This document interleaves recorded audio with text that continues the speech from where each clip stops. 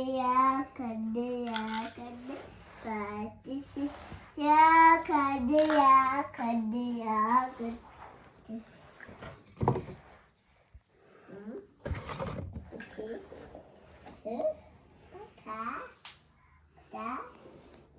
Gel bu tarafa. Gel bu tarafa beraber yapalım.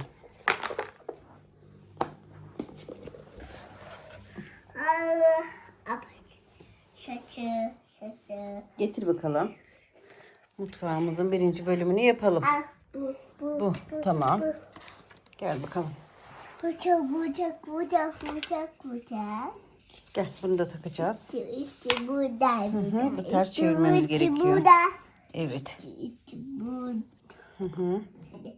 Harikaydı. Partisi. Harikaydı. Yarısı. Tik tak tik tak.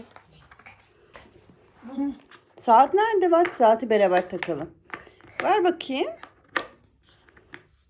Yardım edeyim sana. Getir. Evet. Saati yukarıya takalım. Bakalım. Bir dakika. Ters baksın. Bu bize doğru. Bize doğru. Yardım eder misin? Çıkarı tik tak. Evet. Tik tak taktık. Tik tak. Cici saat. Bunu tak. Pik. Bu da tak. Buraya. Tak. Evet. Orada çeviriyoruz. Orada ters çeviriyoruz. Orada ters çeviriyoruz.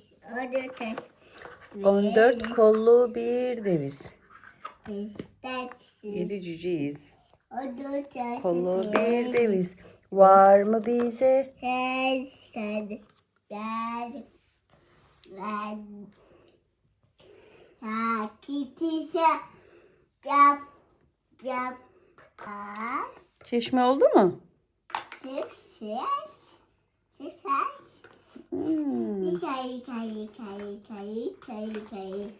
Tamam. Kaşıkları takar mısın? Kaşıkları takar mısın?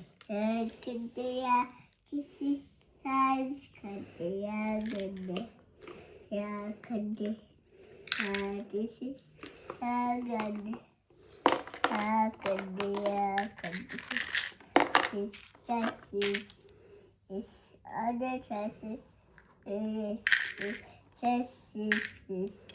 Onda tasbih. Biz sessiz. Onda tasbih. Biz sessiz. Onda tasbih.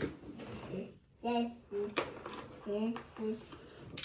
Onda tasbih. Biz tam 7 cüceyiz.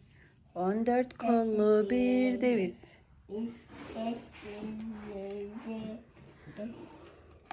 Onda tasbih. Biz sessiz. Onda tasbih.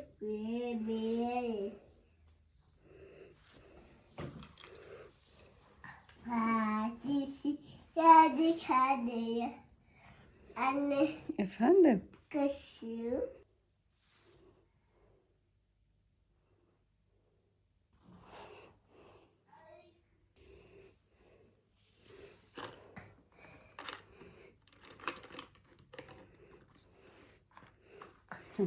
Evet. Gaga.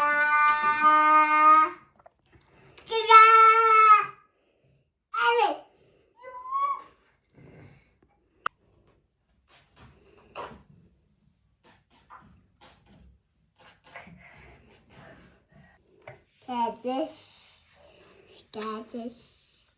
Kardeş.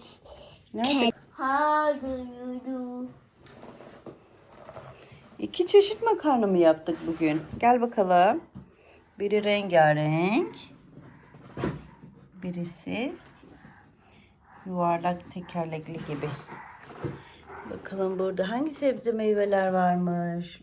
Yumurta bile var. Bu domates mi? Bakabilir miyiz? Domatesmiş. Mutfak çok güzel görünüyor. Dım. Evet. Aferin.